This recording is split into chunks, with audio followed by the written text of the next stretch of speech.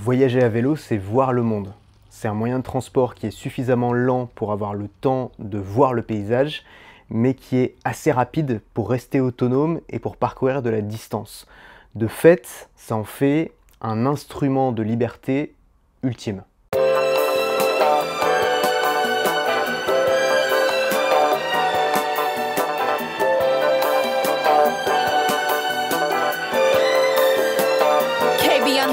Alors il y a quelques semaines, j'ai fait une randonnée, je suis parti de chez moi à Paris, je suis allé jusqu'à Rouen à pied en utilisant le GR2 qui longe la Seine. Et ce dont je me suis rendu compte pendant cette randonnée, c'est qu'il y avait une voie verte, une véloroute, qui longeait la Seine aussi et qui venait d'être inaugurée, qui s'appelle la Seine à vélo. Je suis allé jusqu'à Rouen et je suis parti avec pour objectif en 3 jours de rejoindre la mer en passant par la véloroute, la Seine à vélo. Voilà, je suis à Rouen, maintenant j'ai plus qu'à trouver la voie verte qui va m'emmener jusqu'au Havre. Et voilà, j'ai plus qu'à suivre ces signes et je me retrouve au Havre. Alors j'étais vraiment parti pour faire une balade tranquille, champêtre, et je m'attendais pas à ce qui allait m'arriver. Cette route que je suis, qui s'appelle la Seine à vélo, elle est toute neuve et j'ai pas encore réussi à trouver le tracé sur les cartes. Et donc je peux pas me la mettre en GPS, donc je dois vraiment compter sur les panneaux. Et si tu as déjà fait des randos à pied ou à vélo en comptant seulement sur la signalétique, tu sais que on se perd. Là, je suis au milieu d'une zone industrielle et je sais pas où ça va me mener. Mais c'est ça que j'aime bien aussi, c'est l'aventure. Ça a l'air d'être la piste.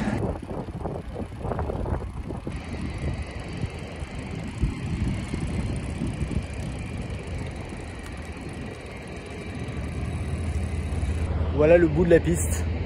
J'étais pas au bon endroit. Il va falloir que je la retrouve. Je sens que je vais faire pas mal de détours pendant ce voyage. J'ai longé sur une piste cyclable la zone industrielle autour de Rouen qui était très longue et qui était vraiment quelque chose à voir.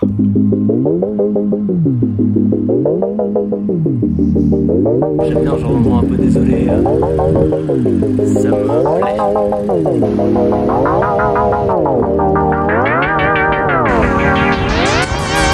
Jusqu'à ce qu'il commence à me drincher dessus, puisqu'il s'est mis à pleuvoir des cordes. Bon bah voilà, je suis parti depuis 1h30. Ce qui devait arriver arriva. Il pleut des cordes. Et heureusement, je suis bien protégé. Donc on est reparti. On va pas se laisser arrêter par 3 gouttelettes.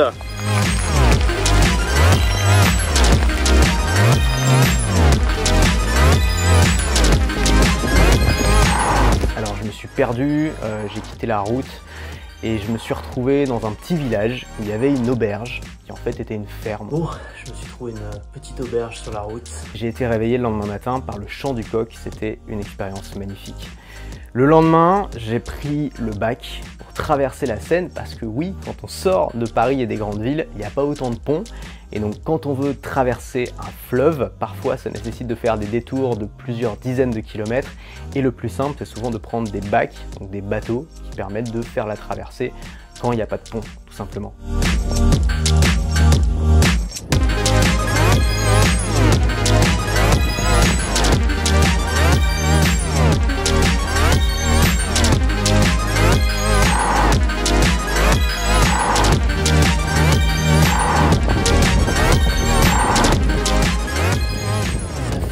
Minutes que je roule et je suis toujours exactement au même niveau que le bateau, c'est à dire qu'on va pile à la même vitesse. Ah, j'ai un compagnon de voyage.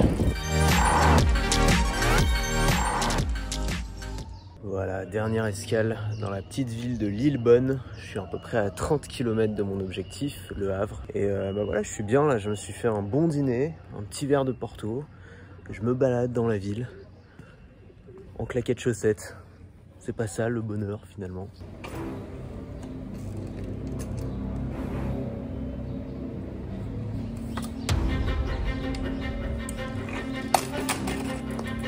J'ai jamais été quelqu'un de très militant et moi ce que je veux c'est juste vivre ma vie. Alors j'ai toujours fait du vélo, mais plus je faisais du vélo, plus j'ai commencé à comprendre qu'il y avait une forme d'injustice. Et cette injustice, c'est que on vit dans un pays qui, depuis les années 50, a été pensé quasiment exclusivement pour la voiture. Bon là, faut dénoncer quand même parce que cet endroit, c'est super dangereux. Il n'y a rien pour rouler à vélo. C'est une départementale limité à 70. Et les voitures me doublent beaucoup plus rapidement que ça, j'ai l'impression. Donc c'est vraiment dommage de... Enfin, il y a largement la place en plus, c'est largement dommage de ne pas avoir fait une piste cyclable à côté ou au moins une bande sur un itinéraire qui est censé être emprunté par des milliers de cyclistes chaque année. Voilà, on a des voitures garées dessus à la place. Voilà, il y a de la place pour garer des voitures, il n'y a pas de problème, mais pour faire une petite piste, pour sécuriser les cyclistes, il n'y a pas grand chose. Moi j'ai rien contre la voiture, j'ai passé mon permis il y a quelques années, j'ai énormément conduit, j'ai même acheté un van de camping. Donc la voiture c'est un moyen de transport qui permet de faire plein de choses, mais c'est pas le seul moyen de transport. Et le problème aujourd'hui qu'on a en France et dans beaucoup de pays dans le monde, c'est qu'on a des moyens colossaux qui sont attribués à la voiture, que ce soit pour construire les routes, les autoroutes, les aires d'autoroute, les aqueducs, on fait des tunnels sous les montagnes pour faire passer des voitures. Enfin tout ça, ça coûte des milliards, mais on n'est pas prêt à mettre une toute petite fraction de ces dépenses-là dans une infrastructure sécurisée pour les cyclistes, c'est-à-dire mettre quelques potelets simplement pour séparer les cyclistes de la chaussée. Et pour cette raison, les gens ont peur de faire du vélo.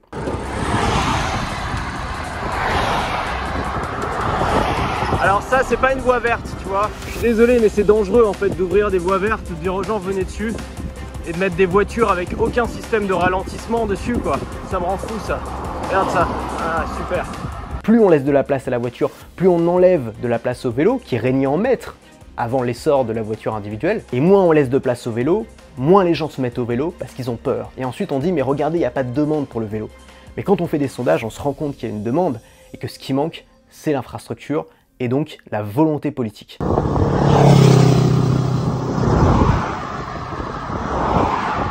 Alors moi ça, si j'ai besoin de m'arrêter, je peux même pas le faire. C'est criminel d'appeler ça une voie verte et d'inviter les gens à venir avec leurs enfants de 8 ans rouler sur cette route de la mort, quoi. Regarde ça.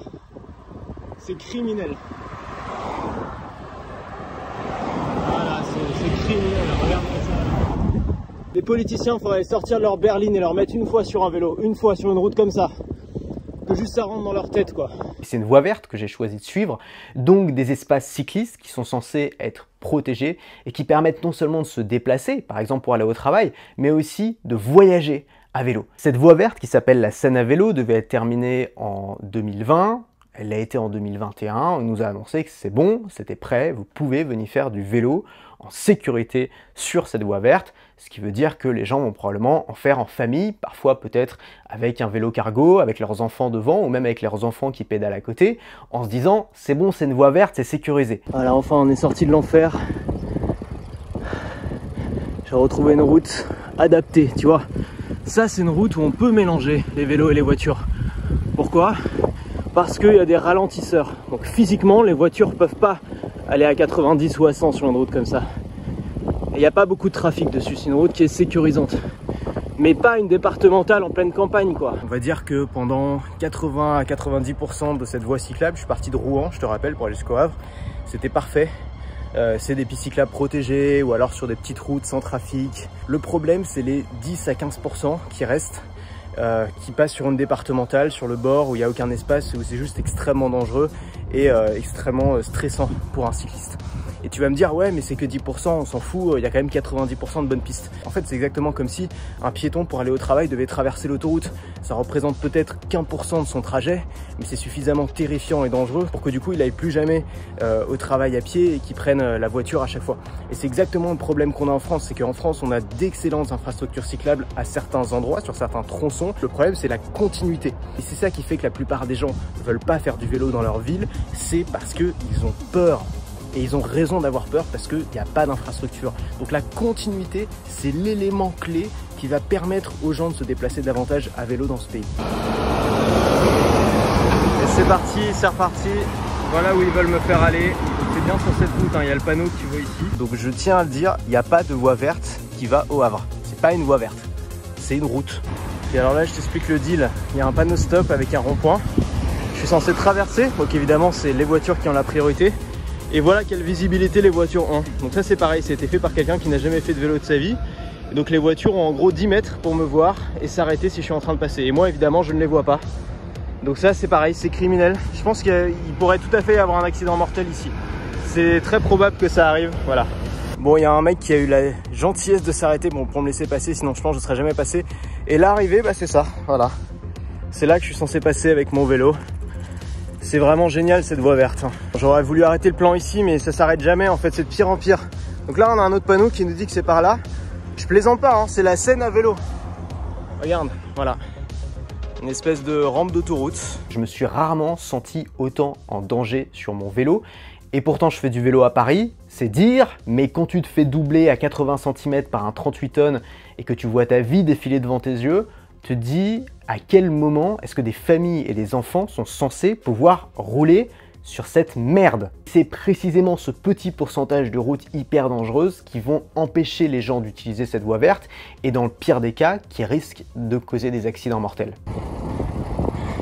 Alors pour info, les panneaux ne protègent pas les cyclistes, ce sont les infrastructures qui les protègent. Le pire, c'est que à côté de ces routes, il y a souvent la place de faire une infrastructure cyclable et on sait bien pourquoi elles ne sont pas faites, parce que ça coûte de l'argent et parce qu'il n'y a pas la volonté de mettre du budget là-dessus. On considère que c'est une fantaisie, un loisir touristique et on préfère dépenser des fortunes pour faire de jolis ronds-points avec des sculptures modernes plutôt que de mettre juste, ne serait-ce que 0,5% du budget voiture sur une mobilité qui ne pollue pas, qui ne cause aucune nuisance, aucun bruit, aucune pollution, qui améliore la santé des citoyens et qui décongestionne les villes.